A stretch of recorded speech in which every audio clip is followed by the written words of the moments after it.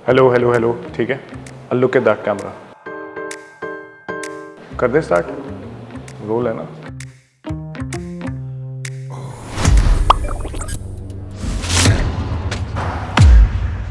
Good morning, everyone. Welcome to Park Plus Second Gear. Today we have Mr. Rajneesh Kapoor from Car Choice Exclusive. Hi, sir. Good morning. Hello. How are you? Perfect, sir. First of all, आपने ये business कैसे शुरू करा, क्यों शुरू करा? बस जब मैंने बिज़नेस स्टार्ट किया 1991 के अंदर, तब यूज़ कार नहीं थी, तब न्यू कार के अंदर बजाज स्कूटर आता था, उस पे प्रीमियम होता था। तब मैंने नया-नया अपना स्कूलिंग कंप्लीट की थी और कॉलेज स्टार्ट किया था। तो उस टाइम के जो यंग जनरेशन होती है, उसको ना स्कूटर चलाने का बड़ा शौक था। स्कूटर तब बाइक का भी इतना ज़्यादा क्रेज़ नहीं था, क्योंकि बाइक भी इतनी नहीं होती थी। सिर्फ़ टू व्हीलर होता था, वो भी बजाज के। हाँ जी। तो वहाँ से मेरी जर्नी स्टार्ट हुई। तो वहाँ से मैं इस बिज़नेस में आया कि मुझे क्रेज़ था यार टू व्हीलर चलाना है। वो चलाने के चक्कर में इस बिज़नेस के अंदर घुसा। उसके बाद फिर हम मारुति में चले गए। मारुति में प्रीमियम आ गया, उसको किया, फिर मारुति का प्रीमियम एकदम से ही ख़त्म हो गया, गाड़ी फ्लोर पे आ गई। फिर यूज़्ड कार मार्केट आ गई हाँ जी। और वो जो यूज़्ड कार मार्केट जो चली उस टाइम से, टच वुड, वो फ्लाई नहीं कर रही, वो तो इस टाइम पर रॉकेट की तरह भाग रही है। तो सर, अगर मेरा कहना गलत नहीं हुआ, you are actually a startup entrepreneur and ये आपका कोई फैमिली बिजनेस नहीं था। नहीं, आपने बस विजन देखा, कॉलेज टाइम में स्कूटर चलाया एंड यू फेल्ट मुझे यही काम करना है। First love. First love. और ऐसा क्या ट्रिगर था कि मतलब आपको उस दिन या उस 5 मिनट में पता लगा कि मुझे यही बिज़नेस बिल्ड करना है? यार जैसे-जैसे मार्केट चेंज हो रही थी ना, टू बी वेरी फ्रैंक, बहुत मज़ा आ रहा था। एक नई चीज़ आ रही थी। टू व्हीलर से हम चले गए कार में। कार में प्रीमियम होता था, तो यार कार ड्राइव करना, नई कार ड्राइव करना, हुँ, अपने आप में क्रेज़ होता था। करेक्ट। ठीक है जी। उसके बाद क्या था, जब हम यूज़्ड कार में हमने अपने आप को स्विच ऑन किया ना, तो यूज़्ड कार में ज़्यादा उस टाइम पर दिल्ली के अंदर डीलर्स होते नहीं थे। हुँ, और जो यूज़्ड कार मार्केट थी उस टाइम, वो ये होता था कि जितने भी डीलर्स थे ना, वो बोलते थे कि यार पार्टी की गाड़ी है, कमीशन पे काम करेंगे और चीज़ें करेंगे। हम लोगों ने कहा हम सेगमेंट चेंज करते हैं, हमारी परचेज़्ड कार है, हम उसको ढंग से रिफर्ब करेंगे, कस्टमर को पूरा सैटिस्फैक्शन देंगे और अगर उसको कोई प्रॉब्लम आएगी तो उससे गाड़ी वापस ले लेंगे। अच्छा। क्योंकि यार वो जो कार है, वो हमने उस पर्टिकुलर कस्टमर के लिए तो खरीदी नहीं हुई है। हुँ, अगर सपोज़ उसको कोई प्रॉब्लम लग रही है, कई बार क्या होता है, यूज़्ड कार दिमाग में बंदे के डाउट आ जाता है यार, कि मैंने यूज़ लिया तो इसके अंदर कोई ना कोई प्रॉब्लम होगी। Correct, correct. तो उस डाउट को क्लियर करने के लिए हमने वो पहला हमारा डे 1 से सीसी का ये रूल था, अगर आपको गाड़ी में कोई प्रॉब्लम आ रही है या कोई भी इश्यू है, या तो आप उस इश्यू को रिज़ॉल्व करा लो हमसे आके फ्री ऑफ कॉस्ट, ओके, ठीक है? नहीं तो आप उसको चेंज कर लो। ठीक है। हमने आज तक किसी भी कस्टमर को ये नहीं बोला कि बॉस आपको ये गाड़ी हम चेंज नहीं करके देंगे, या गाड़ी जो है आपकी साइड से कोई प्रॉब्लम आ गई हो। और उस चीज़ का हमें इतना बेनिफिट हुआ कि सीसी की जो फैमिली है, वो ऐसे इतनी जल्दी ग्रो की और इतने अच्छे से ग्रो की कि कुछ कहने की बात नहीं। जब आप फैमिली बोलते हो तो you talking about customers, right? Right. Customers में आपके पास ऐसा कोई एग्जांपल होगा कि मतलब लेट्स से दिव्याप सिंह आए आपके पास एंड उन्होंने सीसी से गाड़ी खरीदी एंड उसके बाद एक लाइन लग गई और वो फैमिली ग्रो होती गई। सीरियसली ऐसा ही हुआ, जब मतलब आप जैसा यंग बंदा मेरे पास एक आया जिसने नया-नया कॉलेज पास ऑन किया था, और एक वो किसी इवेंट कंपनी में उसने जॉब स्टार्ट की थी, और जितने भी बैंक्स या एमएनसीज़ होती थी ना, उनको एक इनकम प्रूफ चाहिए होता था फाइनेंस कराने के लिए। तो ऐसे ही एक यंग बंदा था, उसका नया-नया उसने अपना काम जॉब स्टार्ट की थी इवेंट कंपनी के अंदर। तो मैंने उसको उस टाइम पर करोला दी थी 2003 या 4 के अंदर, वाह, करोला उस टाइम में। उस टाइम पर। तो उस टाइम से लेके आज तक उसने सीसी से, उसकी कंपनी ने, और टचवुड उसने बहुत ग्रो किया है, उसकी कंपनी ने बहुत ग्रो किया है। हम राउंड अबाउट 35-37 कार्स उन लोगों को दे चुके हैं, और उन लोगों ने, पूरी फैमिली ने, मतलब सीसी की फैमिली ने और उन लोगों ने, वो सीसी का मांग में सिंदूर भरा हुआ जैसे कहते हैं ना, वो है। हाँ जी। उनको कभी भी कोई गाड़ी चाहिए होती है, अपने लिए, अपनी फैमिली के लिए, अपनी वाइफ के लिए, अपने फ्रेंड सर्कल के लिए, या सीधे सी वो बात मुझे फ़ोन करता है, डिम्पल भैया मेरी यार गाड़ी पुरानी हो गई है, इसको अपग्रेड कर दो। समझ गया। वो अपनी गाड़ी बेचते हैं, हम उसको दूसरी गाड़ी बेचते हैं। आज तक उसने हमसे कभी भी ये नहीं पूछा कि बॉस इसका प्राइस क्या है, या इसमें कोई प्रॉब्लम तो नहीं होगी, या चीज़ें तो नहीं होंगी। वो ऐसा चल रहा है कि मतलब वो ऐसा एक्सपीरियंस है, हम लोगों को लगता है कि यार हमने सच में कुछ किया है। वो वाला एक्सपीरियंस है। तो सर, मतलब आपने कहा एक फैमिली मेंबर जॉइन हुआ एंड उसने 35 ऐड करे, तो ऐसा क्या था कि मतलब वो वाव फैक्टर क्या था जो सीसी प्रोवाइड करता है?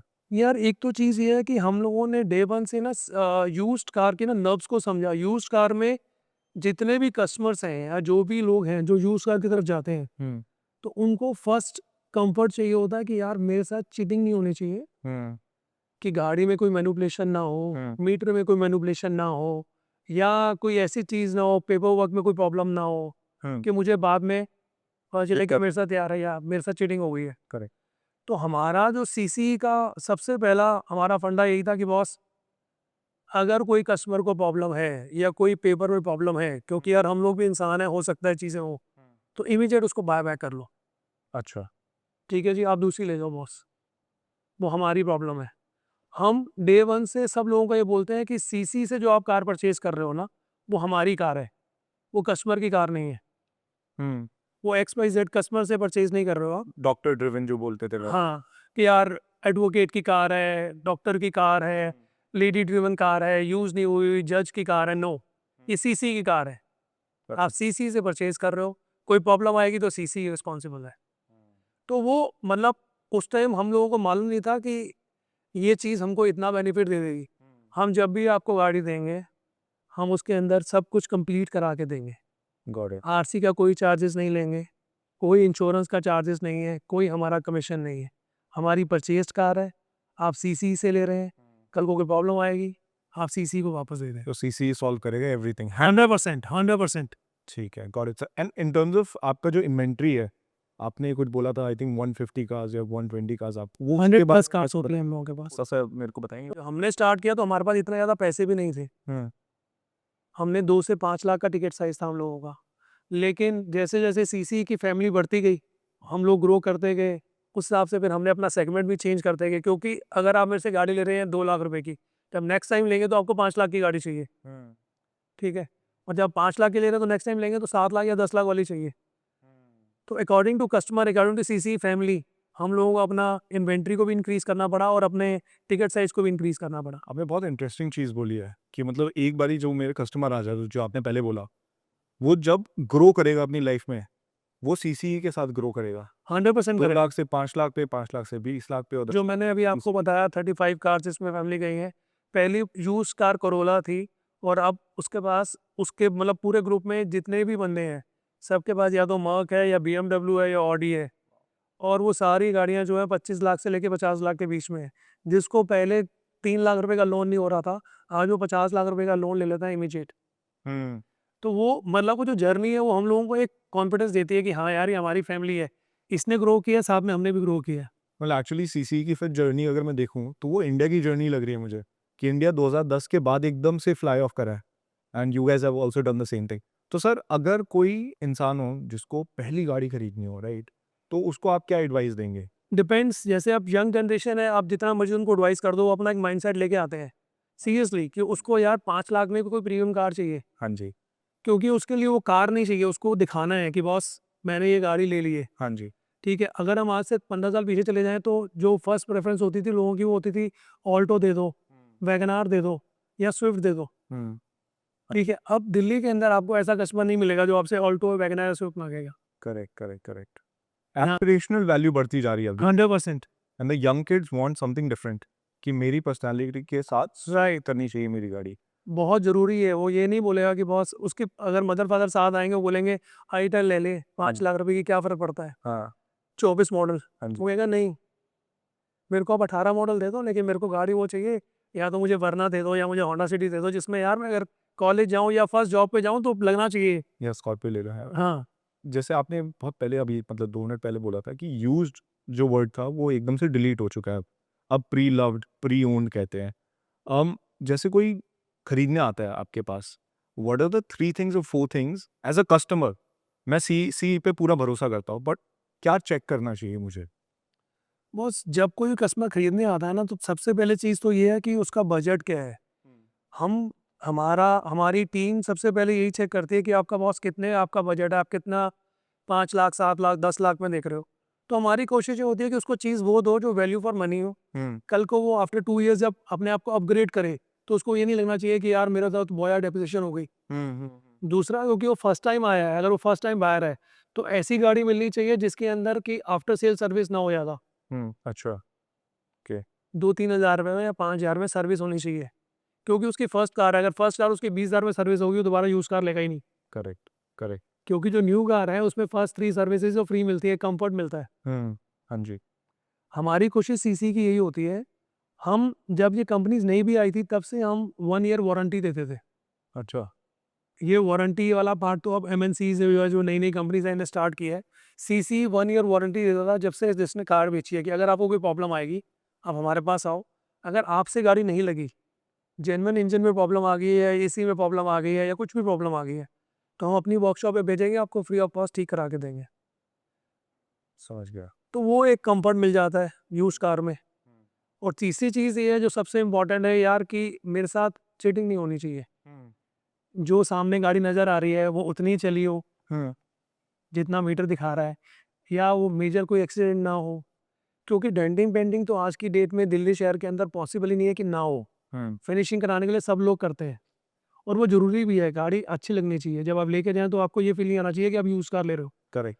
क्योंकि वो आपकी फर्स्ट कार है, तो आपको ये लेना चाहिए कि यार मैं न्यू कार परचेज़ कर रहा हूँ। एक बहुत इंटरेस्टिंग चीज़ बताता हूँ मैं आपको। सो पार्क प्लस रिसर्च लैब्स ने 9,000 गाड़ी ओनर से बात करी, ओके, ठीक है? And these were first time गाड़ी ओनर्स, कि मैं गाड़ी खरीदने की कोशिश कर रहा हूँ।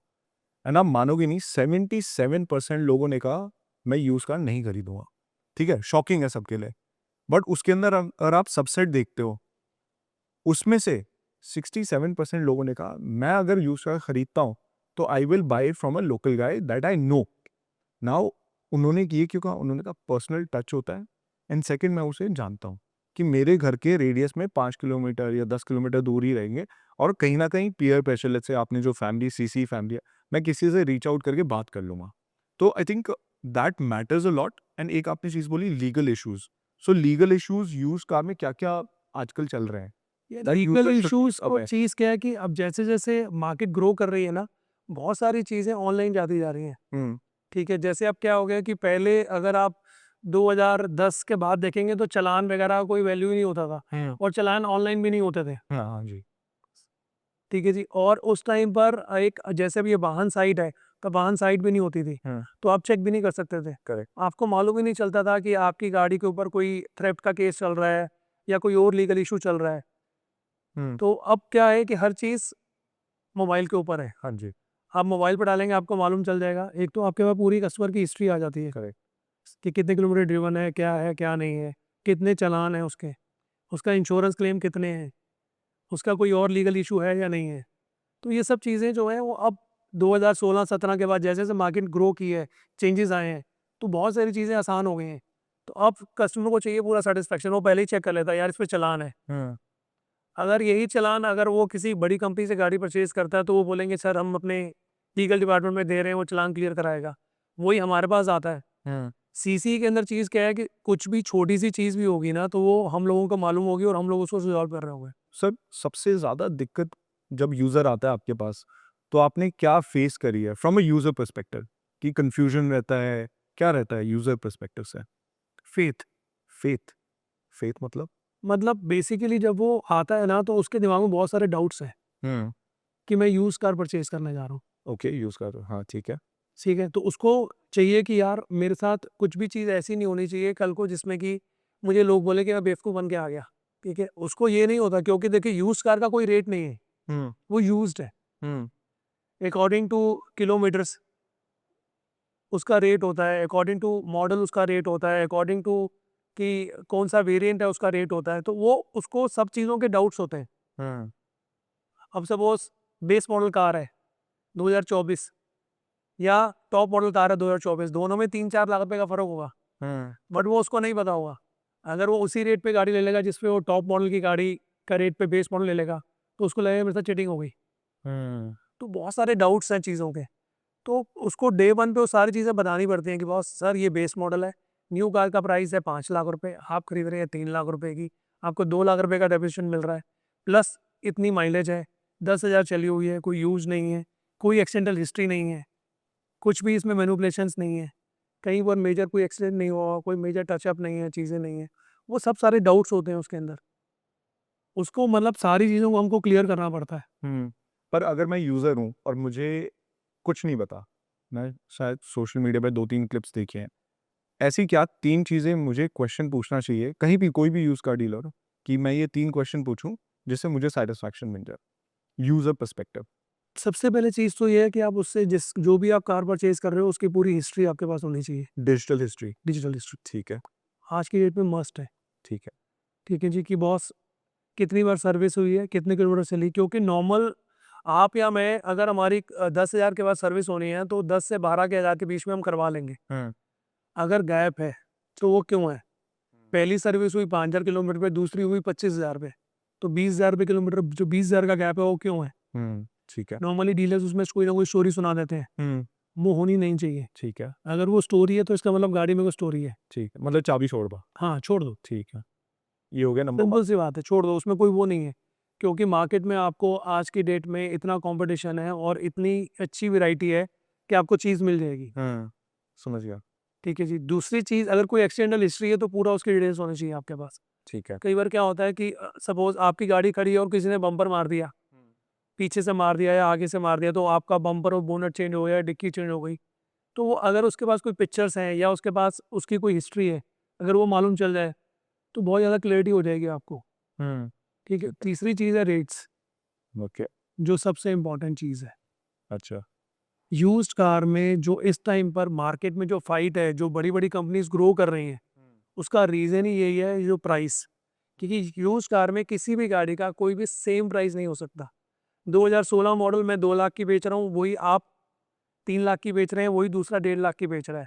बट उसमें जो डिफरेंस होता है वो होता है क्वालिटी का, किलोमीटर्स का, एक्सीडेंटल है या नहीं है और क्या-क्या मैनिपुलेशंस हैं, उसके अकॉर्डिंग रेट होता है।